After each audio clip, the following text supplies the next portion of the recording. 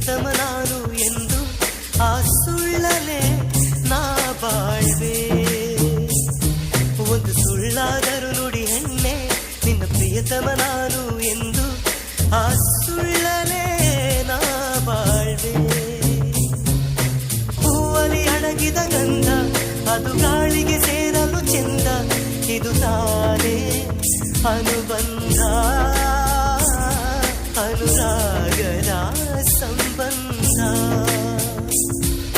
chain ಬೇರೆ ಓಲ ಬೇರೆ ಹಾಲು ಸಕ್ಕರೆಯು ಎರಡು ಬೆರೆತರೆ ಸವಿಯಂತೆ, ಆದರೆ ಕೈಯೋ